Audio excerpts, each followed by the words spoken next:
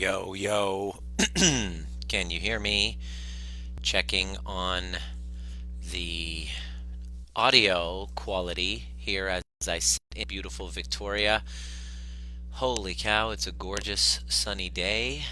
About to go outside and do some hiking, and just wanted to make sure that you can hear me okay before I continue. I'm going to be talking today really about some stuff that's been coming up recently throughout all of this COVID pandemic for parents. If you're a parent, if you have a kid who, great.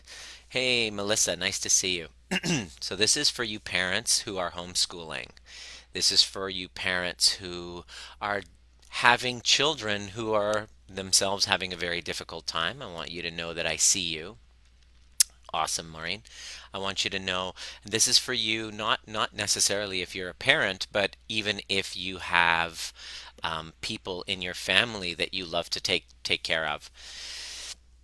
A lot of emotions are coming up during this COVID pandemic, and our kids are feeling it. It's not just the adults; the kids are feeling our anxiety. It's it's really an interesting energetic transfer. I'm not a parent myself, so I'm not going to be giving you any parenting advice. I'm just going to be sharing my observations from the clients that we're working with who are butting heads a little bit with their kids and some of the things that have really worked, especially with children who have had problems with anxiety, problems with addictions, problems with really it's all anxiety. I just want you to get if they're dealing with if you're dealing with addictions, if you're dealing with bipolar, if you're dealing with depression, if you're dealing with reactivity, you're dealing with not being able to sit still, you're dealing with dissociating from yourself. Okay. Oh, Guy, this is very important for you as well. If you're dealing with all of that, please understand that you're not alone. And number one, number two, that I want you to start looking at things from the perspective of anxiety. That everything is a response to anxiety. That all of these addictions and all of this reactivity and this lack of connection is simply a response to anxiety. Your mother who's super duper controlling. Maybe you are a mother that's super duper controlling. I just want you to see that it's a response to anxiety. Okay? And it's a very healthy way to look at it because when I look at it this way, I then have power to change my environment.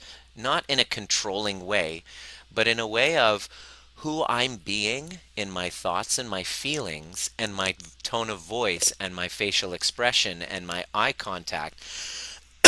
Excuse me, it's a little dry here. It's the COVID. Pardon me, it's the COVID. I don't mean to joke about it.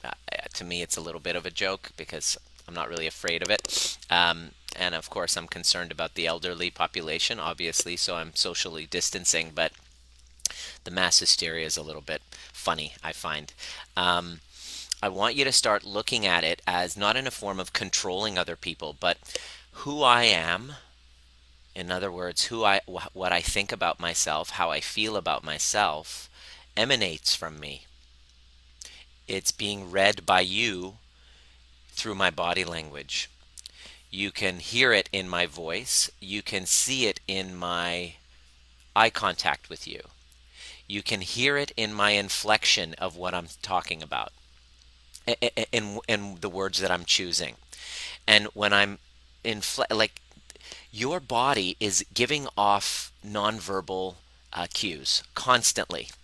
In everything that you do, your body is giving off emanations of your internal state of nervous system regulation or anxiety.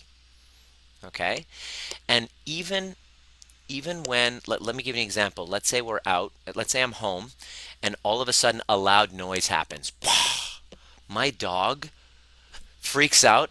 What's the first thing she does? Lucy then looks right at me. What's she doing? The moment that she's looking at me, she's checking me for my nervous system tone. If all of a sudden my eyes start going like this and I start shaking and I'm agitated and all of my muscles tense up, guess what she starts to feel? she then starts to feel that she's no longer safe. The reason why this is relevant to you is because your children are doing this with you constantly, unconsciously.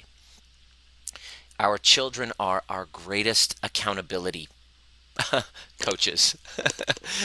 Is that they are literally responding to every single thing that comes through from us. And I wanted to really dedicate this transmission to parents out there because of this, is that during this time, what really inspired me to start this group and to give you this free content is to constantly bring you back into yourselves, because the family unit, in my faith growing up, we called it the fortress of well-being. Marriage is the fortress of well-being. And I never really looked, I never really looked at it seriously. I would, see my parents' marriage, and they're still together, but it's not like they have like intimacy. They're in their 70s. They go their own way. They still live together, and they're still a team. And when I'm with them, I can sense and feel a lack of connection. And I just want you to know that your children feel that in you. Not to make you feel guilty, but to help you kind of gain that responsibility. That if you make your secure attachment in your relationship your number one priority, what will happen is the children end up feeling safe. And I've seen so many of my clients coming in, um, and they have children with anxiety problems, ADHD, and I just want this to give you this as a warning as a parent. If you have a child who has been diagnosed with something, I'm not, please understand, this is not personal to you.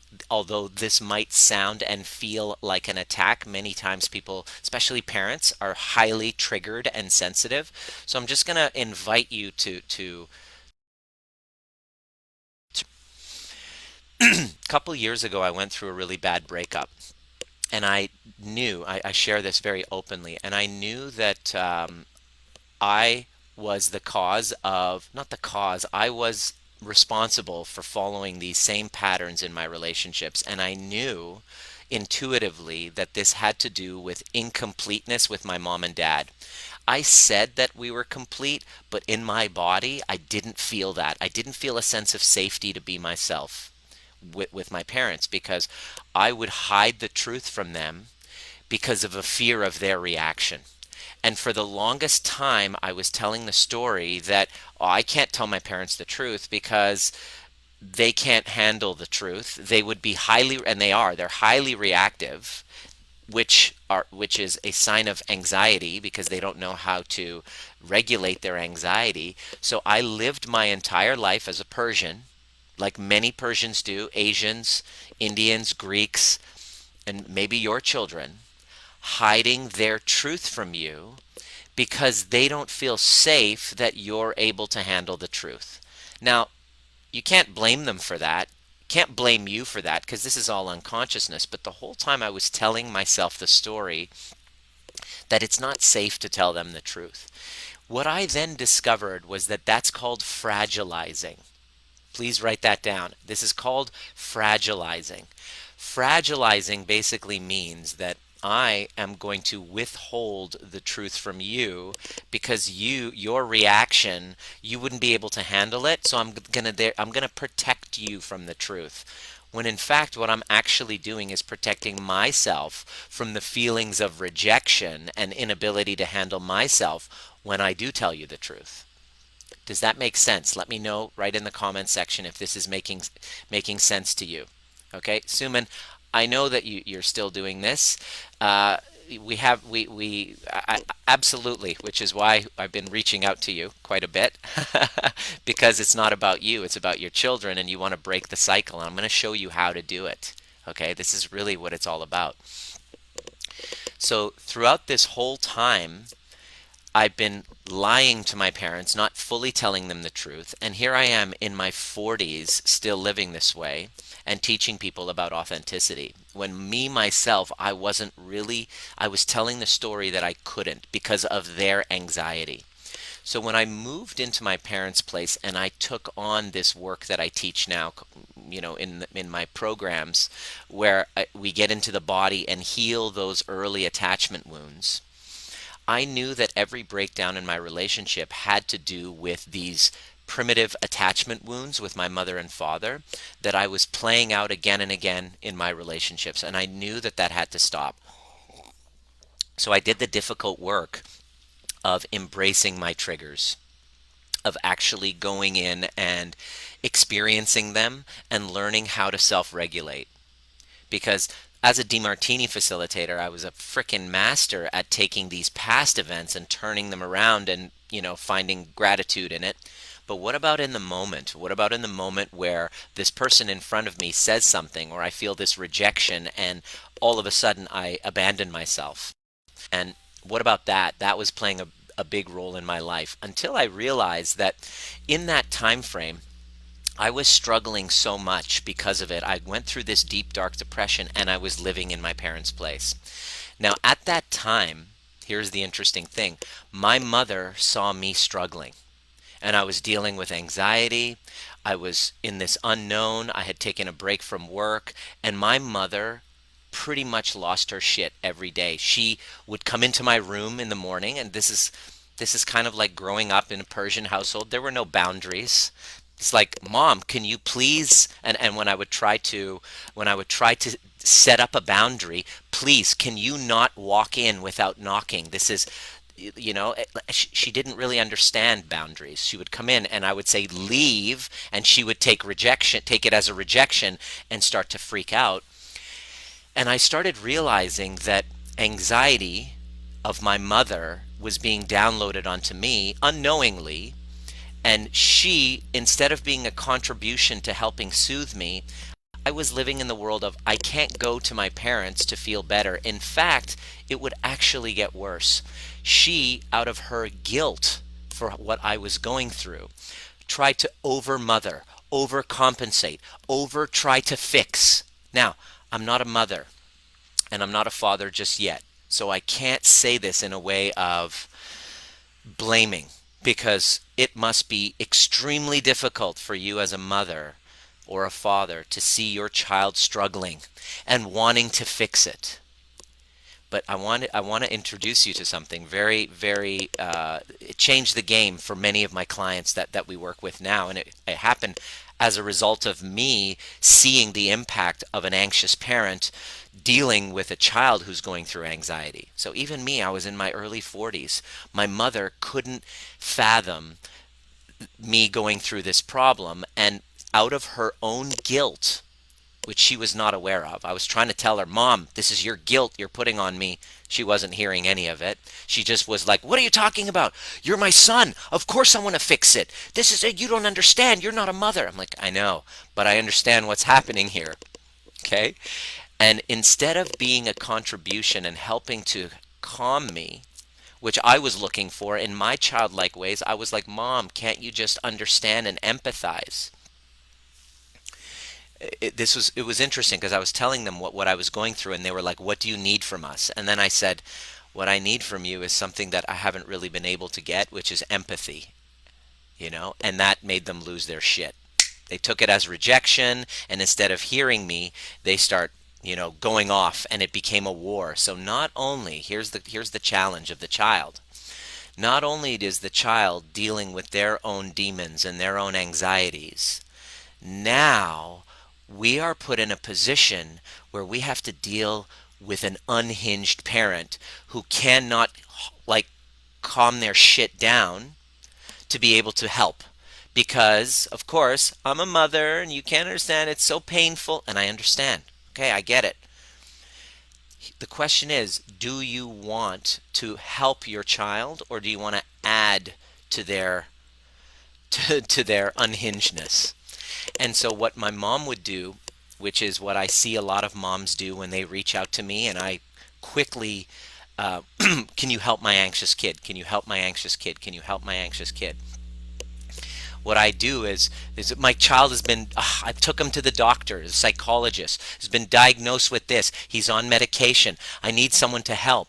And what I'm realizing, what I see when I see a mother do that, is a mother that feels such a tremendous guilt, but kind of feels a relief that it's not her fault. In other words, if I can have this kid labeled and I can have a medical professional tell me that the kid has a problem, then I don't have to feel the guilt. She's got this, she's got this. And pay attention, mothers, if you start to wear your children's illnesses as like a badge, as like, oh, and you're really quick to label them. Please understand there's an unconscious part of you, and this is probably going to trigger the shit out of you, but I don't give a shit. I only care about the well-being of your kid right now. And you. Is to break the cycle. You're getting a payoff by absolving your responsibility of being able to help them. And so what my mom would do, and I would see this was happening a couple of years, and it created such like emotional turmoil in me, was when she would say, you have a problem. I've talked to psychologists about you. This is what she would say. You have ADD. They say you have ADD and you need medication. She was trying to help me at the time. But at that moment, what I was hearing was, you're already I was feeling not enough in my life. And based on my mother's wounding and her guilt, it was like her shit on top of mine. I also was feeling like double down, like when you're even more betrayed by my own mother. So parents, mothers, if you want to help your child who's struggling, to send them to doctors to get them labels and medications can also cause a deep defeating in them. There is another way. Luckily, I was able to do the work on myself and to be able to heal from my past through these magical tools that I had to come up with, because that's what I was facing. Not only was I dealing with the biggest crisis of my life, but I was dealing with a mother who felt so guilty she couldn't, like you should have watched her. I was watching her like, here, can you take this? Here, eat this. And I'm like, Mom, are you like, can you watch yourself? What are you talking about? Like, and extremely defensive, pretty much anxious like crazy. And now seeing her son going through such a difficult time, she was actually struggling even more with her guilt. And then to compensate is like, I gotta fix it. And completely her anxious energy was adding, and because she wasn't aware of it, she was labeling and diagnosing me with all sorts of issues, to which didn't help me at all, because deep down inside I didn't feel like I was sick. I felt like I was not seen.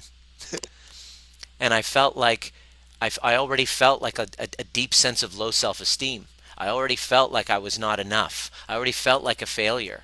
I felt all of those things. But to have a mother step over you and say, you have these problems, so that she could absolve herself from her own guilt, is not helpful. It's completely not helpful. Now, I'm not playing victim to my mother right now. We have completely healed. I'm in a completely different place right now, but I'm able to look back and see from a wisdom perspective and see her wounding that was causing her to behave towards me the way she does. And so when clients come to us with kids with anxious problems and all sorts of addictions issues, please, can you help my daughter? I always ask, does your daughter want my help? Has your daughter been following my content? And has your daughter been saying, wow, I really would like to take responsibility for healing my own wounds? No, usually the daughter isn't like that. Your daughter actually wants to be empathized with and seen and heard. Your daughter has been going through trauma that probably was passed down from you, which was passed down from your parents, which was passed down from their parents. It's a cycle. And this message is for parents with kids who've been having challenges. And this message is for you parents to actually wake the fuck up and take responsibility for your own healing, so you don't download your anxieties and your guilt unconsciously, not because you're a bad mom. You're a rock star of a mother.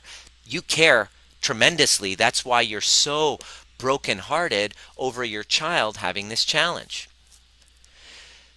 So one of our clients has been having this issue, especially during COVID, where her and her teenage 18-year-old daughter have been butting heads, and her daughter's been drinking and just not doing so well.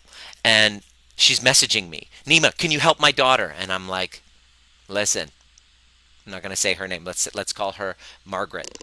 Margaret, you know what to do. You know this is not about your daughter. You know that this is not about her.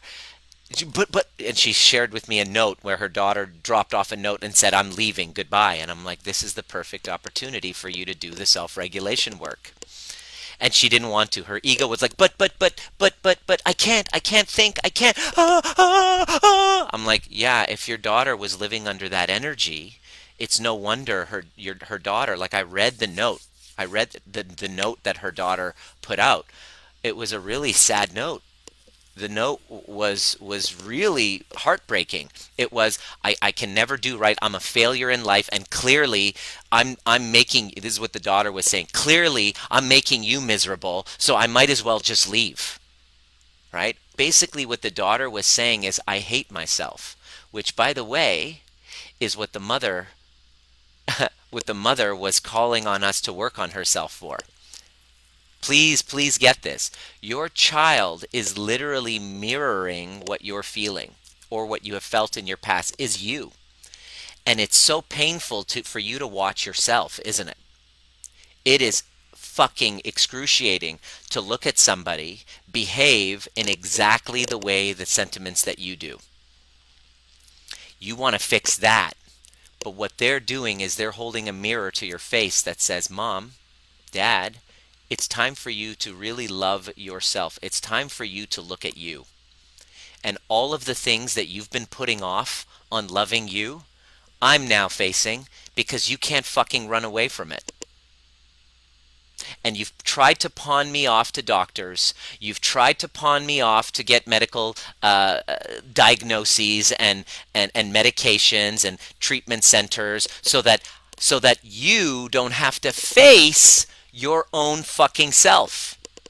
But it's not working, Mom, because you can't lead me where you haven't fucking been. Let me say that again. You can't lead your child where you haven't been yourself. So it is completely hypocritical for you to expect them to get help and to solve their wounds when you are unwilling to look at yourself. Completely. I'm not saying this in a way of blaming you. This is not a blame game. This is a take responsibility. Instead of holding a magnifying glass and looking at all of their behavioral patterns that drive you crazy, which are yourself, by the way. It's like looking in a mirror, isn't it? Instead of doing that, you can use your parenthood, as Dr. Shefali talks about, the conscious parent, to use your children and your parenting as a spiritual practice for yourself. This child that I'm about to have is genetically designed to bring up all of my incomplete wounding that I have no idea about. If I'm incomplete with the bullying that I experienced when I was a teenager, and I have not really gotten into a state of love for myself in those parts, then my child will start exhibiting getting bullied. And I'll be like, oh my God, he's getting bullied. And I'll get triggered as fuck. But what it is an invitation for me to look at my 15-year-old self who was bullied, who's been waiting for me to go back and love him. That's what conscious parenting is all about. And it's not your fault because nobody taught you. And now, this is what we've been teaching for a while, and then now Dr. Shefali's blowing up. And I'm like, yes, this is what we've been talking about. But the question is, how do you do it? I wanted to come up with the how-to. How-to, not from a parenting standpoint, because I'm not a parent yet, but from somebody who has been a child to anxious fucking parents who, thank God for them, because if it wasn't for them being exactly the way they are, I wouldn't have as much knowledge about neuroscience. You know how I healed with them? At one moment when I just wanted to be seen by them, and I realized that my parents are unhinged and it wasn't available, that the word empathy wasn't a part of their vocabulary, that they didn't know how to really see me. I decided to fully take the ownership of seeing me and stopping wanting them to finally see me. And when I did, I realized that they were behaving like wounded little children, wanting me to see them. And the moment that I saw my dad screaming at me, and I looked at him at one point because it brought up my old traumas. When the screaming happens, I go back into my 5-year old self. But this time I was able to soothe that part of myself and see through what he was doing. And I was able to look and go, oh, wow, he's just a wounded child that wants to be seen, that feels triggered because he feels like a failure. And then I stopped and I got up as he was screaming. And then I just gave him a hug while he was doing that. And I said, Dad, it must be really difficult to see your son struggling and feel so responsible because you tried to warn me about this person or that person. It must be difficult to see me going my own way and seeing me struggle.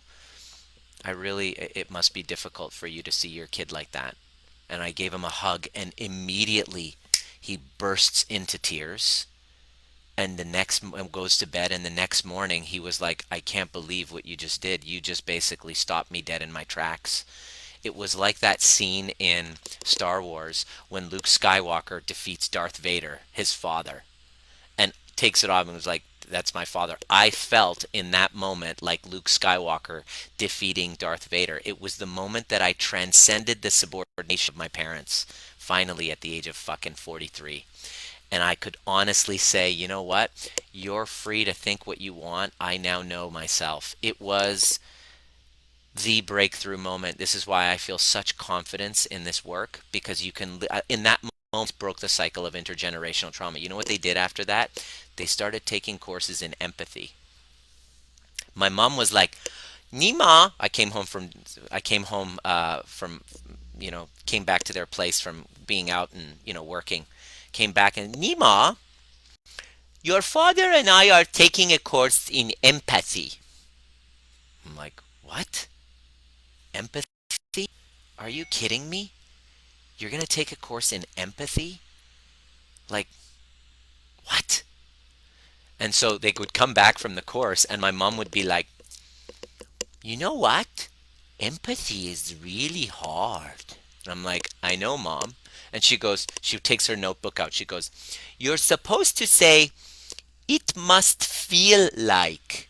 And I'm like, holy fuck, Mom. I'm 43 years old, and I've never heard you say that in my entire life. Because this is the classic kind of narcissistic parents where the child is used as a tool for your own kind of elevation. You live through your kids, right? Daddy's little girl, mama's boy. This is all trauma. When you don't really know, and it's not your fault, you don't know how to validate the reality of a child. The child is basically used as a tool for your own ego. I was that. I was the product of that. And I've been able to heal that to the point where that I understood was the cause of me not being able to have healthy attachments in my relationships. I was not able to have healthy relationships because that relationship was completely fucked until I put my hand up and said, you know what? It's not for my parents to really see me and understand me. Because they would always go, we don't understand you. We don't understand why you make these choices. And I'm like, I know, that's the problem, is you don't understand me. I wish I had parents that understood me. And the moment that I gave up needing to be understood by them, and I took on the work of healing somatically from those old wounds from childhood, from my old primitive attachment wounds of abandonment, and I gave it to myself, I stopped needing their approval. I stopped needing their understanding. Guess what happened? They would start showing up at my talks. My mother came to one of my talks, and where I shared, this work. And I'm like, oh, they just walked in. I'm like, oh, what are you guys doing here? You guys never come to any of my talks. Last year, they started showing up at my talks. And they're like, we're coming. We want to hear. And I'm like, my parents were in my audience listening to me. I've never had the experience of my parents actually listening to me. So it was as though, thanks to their lack of seeing me, their lack of really understanding me caused me to formulate eloquently what my message is, to the point where I gave up needing them to see me and I gained my own strength, and they end up in my fucking like classes. And I was doing a public talk and both of my parents were there, and I was just sharing my truth to a way that my parents were actually listening, and they were like, it was like, oh my God, my message is to my parents. I realized this, what I'm teaching, is what I wish that my parents would hear. And after the talk, my mom comes up to me. She goes, Nima, I want to sign up for your workshop, but not to support you because I want to work on myself. I was just like, my mom comes to my workshop, to the overview experience, as one of my students. Okay. And we start doing the work, and we start bringing part of the overview method that I teach is when you have a triggering event. It's all about, this is why I call it trigger proof. Trigger proof is really about, not about being triggerless. It's about taking whatever's triggering you and applying a series of questions, not just cognitively, but getting into your body to heal that anxiety about it, so that you can self-soothe and stop needing another person, and thereby shift the dynamic between the two of you. And I promise you it fucking works. I'm living proof of it. If I can have a secure, healthy attachment, somebody like me who was living as an avoidant narcissist role in the relationships can have a secure attachment and have empathy be his superpower now, then imagine what you could do. So my mom comes to the overview experience because she wanted to work on this kind of clash between my father. And so I sat her down, and I'll never forget this moment. I take my mom through my method, through a scene that she was having a challenge with my father. Throughout that weekend, my dad, who would never be caught dead doing the work like this, he was just roaming around downtown Vancouver while my mom was doing the overview method on my dad. Guess what happens after it's done? She shifts the dynamic, sees gratitude in their clash, heals the wounded child within her that was entangled in that clash. And this happened, and I didn't know until months later, but this was happening. My dad all of a sudden impulse buys a Tesla for my mother. Let me say that again. My father, after she's doing the work on my dad with no plans, all of a sudden walks into the Tesla dealership and buys a fucking Tesla for my mother. True story. I got to drive it this Christmas. It's a great car. Now I know what now I know what my next car is going to be. But but I could trade. Finally, I now know. I was like, I'm never trading in my Prius, because I was like Beamer all along. Now I'm like, oh, Prius, it's so amazing. I'm like, yeah, okay, love the Prius, but yeah, the Tesla's another is another level. But holy fuck, like, it's 100% true.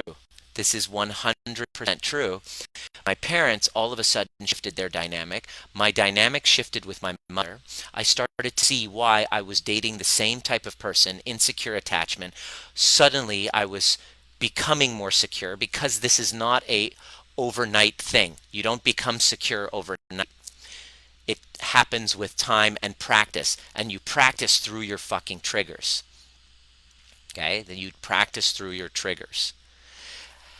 Um, and so over time, I was able to then build my own security, my lack of neediness to be seen externally, to get likes, to get fans, to get followers, to get all these people saying, "Oh, you're so wonderful, Nima," which was a byproduct of not, not having that connection with myself, needing it externally because I wasn't able to give it to myself.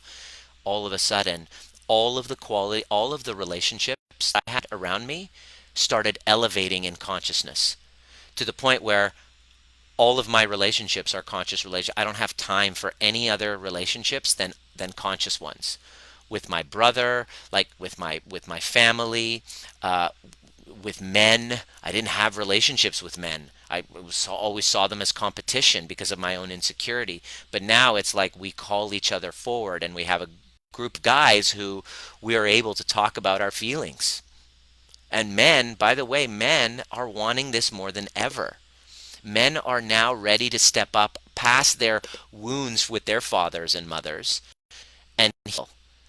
Because if we don't, we're just going to keep repeating these patterns and becoming our emotional 5-year-olds, showing up that way in our relationships. And then what happens is when you have children and they go through challenges, your little fucking 5-year-old shows up instead of the awakened parent that's inside of you.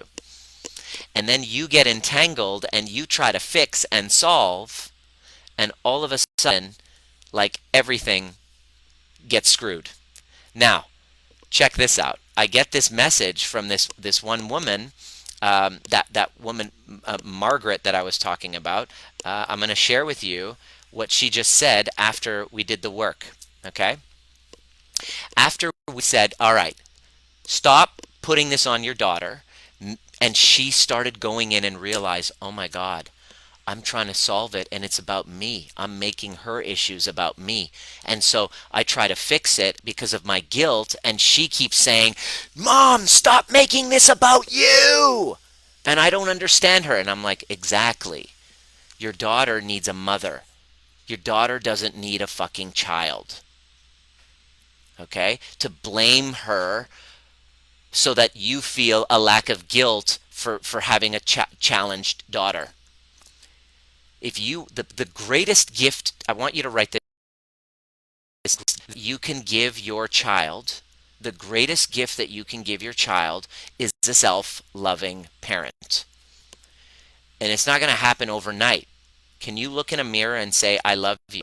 If you can't, then your daughter and your son are going to basically live the exact same experience. You can't expect them, you can't lead people where you haven't been. You can't lead your child where you haven't been. You can't expect your child to love themselves. You're like, why don't you just love yourself? Look in a mirror. You want to help your child lead by example.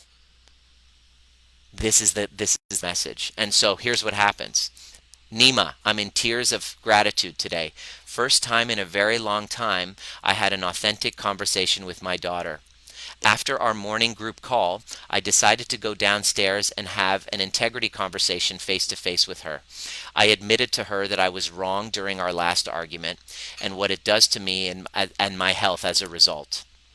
The impact on my health as a result. I didn't know what to expect. She's reactive best of times. Both were very emotional and talked for a long time. Then she wanted to tell me how she feels. I just listened. I didn't stop her from drinking again tonight, but she's more approachable and not aggressive and defensive like usually. She keeps asking me to come downstairs and watch a movie with her. I told her I have to do work for tomorrow, and she was, okay, come down when you're ready. Usually it would be an argument that I don't care and I'm not a good mom. You transform your, by the way, if you're just jumping on, welcome. If you're jumping on, I urge you to go back and start again from the beginning, because this is a very important message. This is a message for you parents. I want you to, this is for a message for you parent who's a super mom, super dad that wants to be of assistance. I'm doing a 3-hour training for parents for all of my clients. These are the people who are in my program. I'm doing this training because it's becoming an issue right now, how to connect to a disconnected child. What I'm doing is I'm opening it up to the public. Usually this is for my private mastermind clients who pay, a lot of money to receive the training to become trigger proof. All of the stuff that I'm sharing with you now, we get on group calls and we do it together. And we help one-on-one. There's one-on-one coaching. We know your story. We walk you through. You tell us everything that's going on. We help you pick apart all of those old wounds and we teach you how to heal from them, right?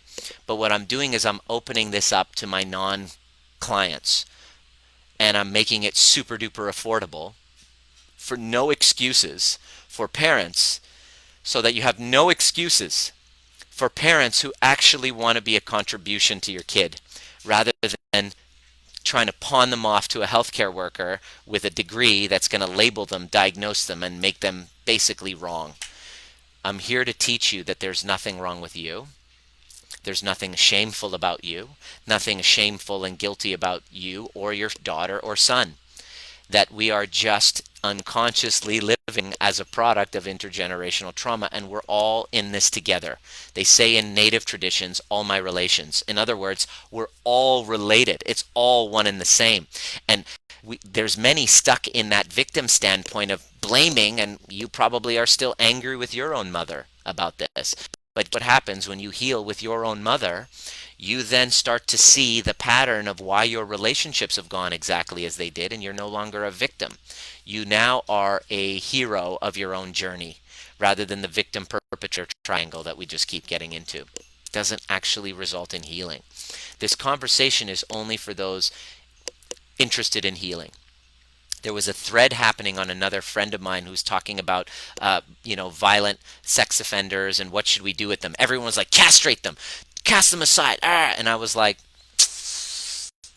okay, what do you do with them? If you want retribution, string them up by their balls and shame them and all that. That's great. That's not going to help you sleep better at night. What's more important is for you to heal yourself from that. And when you do, you start realizing that the people that were perpetrating you were actually victims themselves, acting out of complete unconsciousness. And when you see this, just like you were as a parent, when you hit your kid, the guilt that you're feeling when you just lose your shit and you smack your kid, that's real.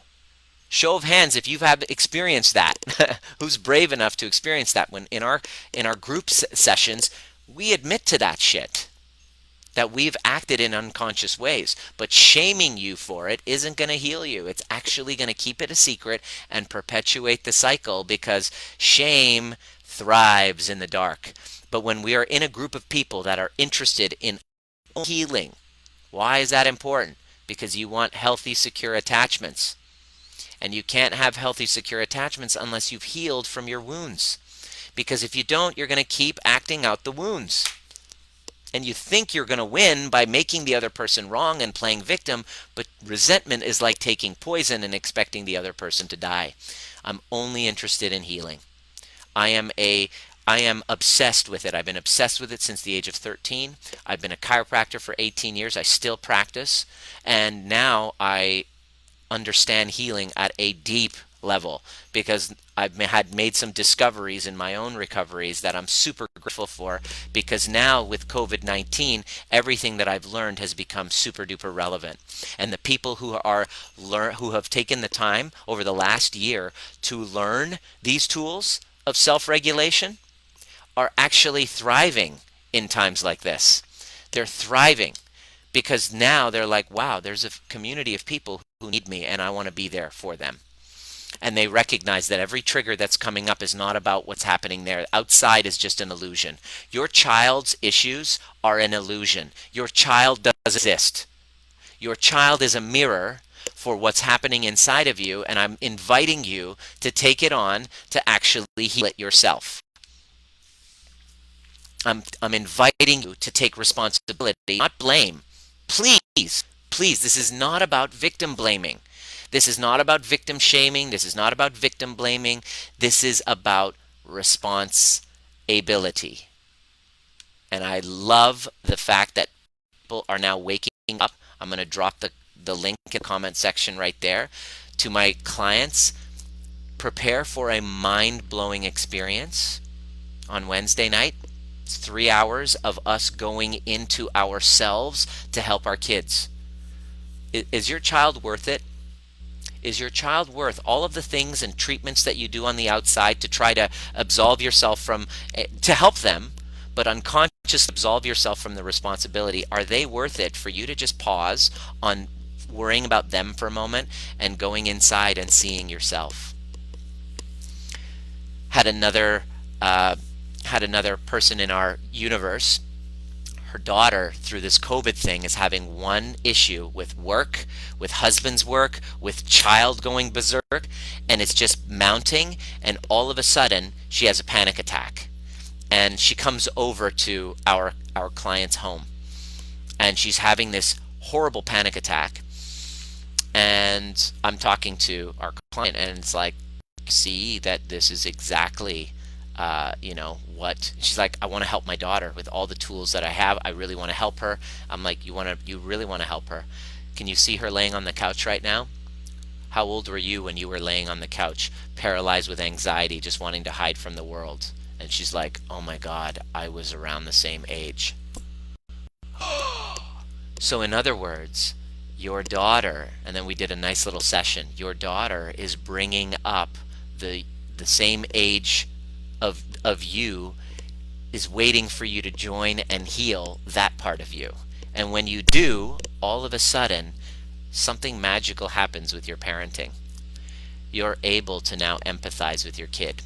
You're able to now be a contribution to the kid. You then end up, your nervous system regulates, so when you approach your child, they feel that nurturing, mothering energy that is healing. Let me say that again. Your nurturing, mothering, non-anxious energy is healing to your child, is the remedy, is the medicine your child needs. The problem is you don't have access to that medicine if your nervous system is fucked. So, for my clients, and we have like 8 people who've already registered to show up. The link is in the comment section. For those of you who are wanting to join in the conversation, I'm opening it up to the public. For those of you, how to connect to a disconnected child. So it's just for my clients, and for those of you, like, because it's so important right now, I'm opening it up and making it affordable and I'm going to encourage you and your partner, both of you, to be there. This is the important part. It's important for you both to be there, because whatever your child is going through, okay, and the anxiety that they're going through, you can actually help it by seeing what this is bringing up for you.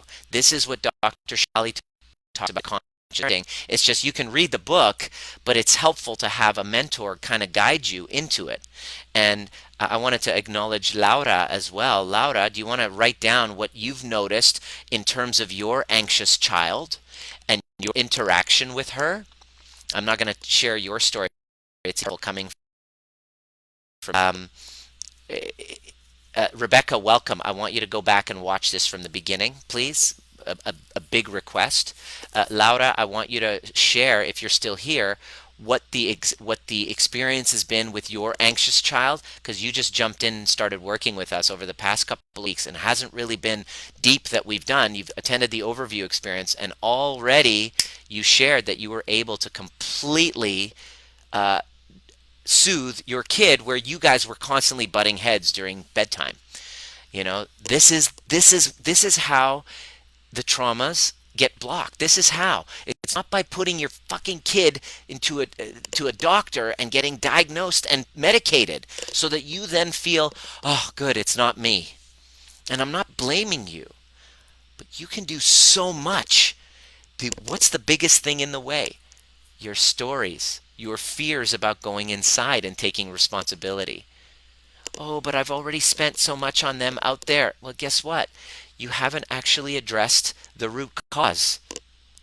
We hear this all the time with our clients, but we've done this counseling. I've done so and so. I'm like, I know, but you haven't yet done the 5-step model of regulating your nervous system, clearing your past resentments, learning how to dance with your dark passenger, empathically communicating with your younger self, and having a community and a mentor to call you forward and call you out on your bullshit, because you lie to yourself pretty much every single day. This is so important. And the net result is you healing yourself, all of a sudden shifting the dynamic in your partnership and creating a sense of safety in the home. And when you create a sense of safety in the home, the nervous system of the child then feels safe, instead of, oh my God, the world is not safe and I'm going to die. This is what needs to happen. The thing that's going to save the world is people waking up that this pandemic or plandemic, whatever you want to talk about, is not actually the main problem. The main problem is that you've been walking through the earth with this feeling of a lack of safety in your body, this feeling of unworthiness, this feeling of I'm not good enough, this feeling of I can't be alone by myself. And now the pandemic has now awoken you to that. What on the other side is a time of crisis, and you actually feel more grounded, more purposeful, more connected than ever. And to be able to be a that's what is on the other side of it. Chelsea, I want you to go back and watch this from the beginning. And for those of you who are coming on Wednesday, I can't wait. It's going to be so much fun. And it's going to be a little bit painful because we're going to go and bring up, here's the question we're going to ask. Your child going through these challenges, what is this bringing up for you? What story are you making about yourself? We're going to spend 3 hours actually solving that.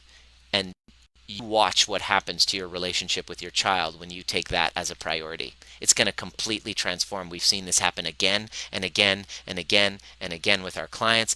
I lived it with my parents. They've now shifted and we have a closer relationship than ever, but not until I stopped needing for them to see me and I took on the work myself. And this is why it's so important to me. And it's important to me now because I have a baby coming. Baby's on the way.